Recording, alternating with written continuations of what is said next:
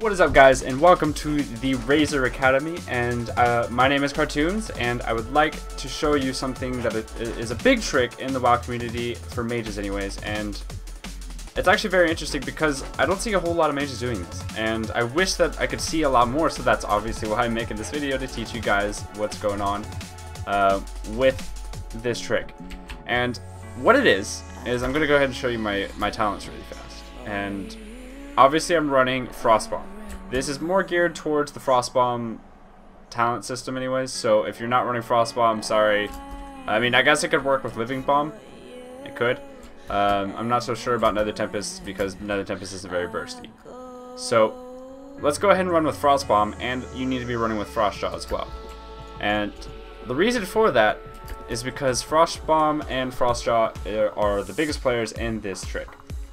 And as you can see, I have my friend here. For example's sake, I am going to be running with a druid, and that is who I'm going to be bursting against today. My druid friend here is very high rated in RBGs. He's a good RBG leader, Q-tips, and he's going to be the one that I own because he is fully geared, and he is a resto druid. Resto druids take not very much damage. They have pretty good survivability skills, and I'm going to be bursting him down to show you guys how awesome this is. And the reason that I use this trick is because it gives yourself, as a mage, a little bit more consistency. Because a lot of mages just like to burst into a deep freeze, and that's only every 30 seconds. You can burst like every 10, every 15 or 30 seconds, instead of having to just rely on your deep freeze to be able to get a burst off. You can use your Frostjaw, and the reason for this is just to get more damage out. You always want to maximize your damage as a frost mage. So what I want to point out before I start this is that you need to cast every spell perfectly consecutively. You don't want to like wait a second after you cast your first spell to cast your second spell, because the timing will be messed up and you won't get the damage from the frozen damage. But I'm gonna go ahead and do a quick run through real quick, and he's going to go ahead and break my Enchantress Ward really fast. Just for, example's sake, I'm going to have 30% spell damage extra because in Arena I'm likely going to have that anyways. So what I'm going to do is I'm going to Frostbomb and then Frostjaw right afterwards, and then I'm going to Frostbolt into an Ice Lance at the same time. And then as you can see, 50% of his life just went down. I didn't use a single cooldown except for Enchantress Ward. And I believe all of that crit. So sometimes it won't crit, but yeah, as you can see, 99,000 Frost Bomb, 78k Frost Bolt, and 47,000 Ice Lance. And that's absolutely crazy. Now, what I did, I'm going to go ahead and run through it really fast in a little bit of a slow motion. And what I did, I want to let you know, is that I was able to Frost Bomb, Frostjaw, Frost Bolt, and then Ice Lance right afterwards. And this was perfectly, exactly where it should have been. It was not wasted any time, and the reason for not wasting any time is because when you do this trick, everything is already set for your perfect timing. Everything just kind of lays out, and it's just all very smooth.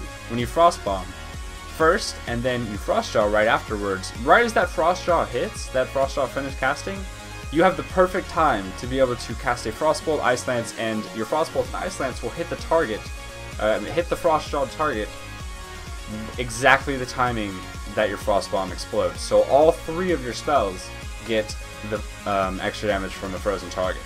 And that's very important because your mastery gives increased damage on frozen targets as a frost mage, and of course you get the increased critical strike from shatter. So one more time, guys, I'm going to go ahead and run through this, and he is going to break my Enchantress Ward, and I'm going to pop all cooldowns, and hopefully they'll all crit, so I can show you how much damage it is when it does crit. And I've done this numerous times in Arena, and it just absolutely destroys people. Like, my teammates get confused because they're like, he's dead. Like, what? How did you do that? So he's going to go ahead and break my Enchantress Ward. And what that does is it gives me 30% spell damage. I'm going to go ahead and pop my Icy Veins and On-Use Trinket. I'm going to Frostbomb, Frostjaw, Frostbolt, and Ice Lance, and then a Defreeze right afterwards. Something you can do at all times. And then I'm going to CS him for 2 more seconds and finish him off with a Frostfire Bolt. And that was 100 to 0, and he was not able to cast at all. So that lets you guys know that this is how you damage.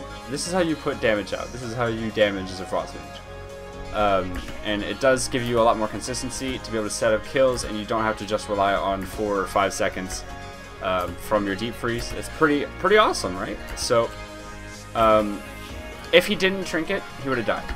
If he didn't pop a defensive, he would have died. If he did pop a defensive, congratulations, you can set it up at about 20 to 30 seconds more, and then you can just own him again in 20 to 30 seconds, because he won't have that defensive cooldown anyways.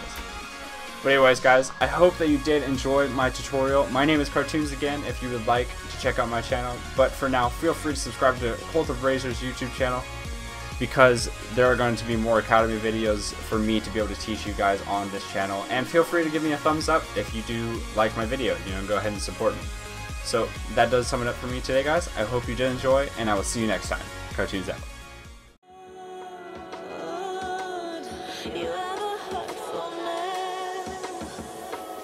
Like I heard for you.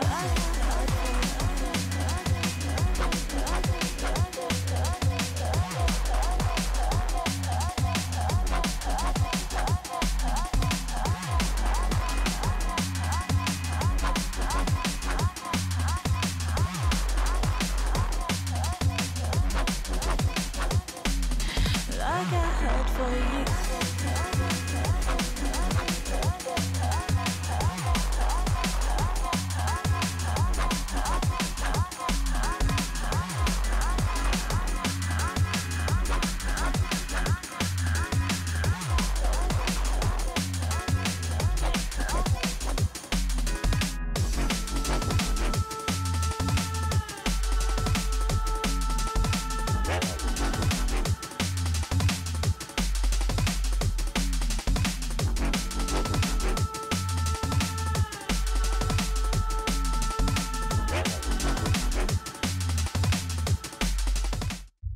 Hey, what's up guys? My name is Cartoonz, and today I'm going to take you through the 5.2 mage changes and everything you can expect to be changed in a mage for the what seems to be the final version of the patch, but we're not completely sure.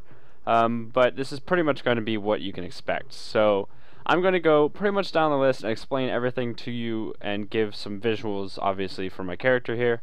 And it's going to be pretty much everything. So let's go ahead and start with Invocation. Invocation was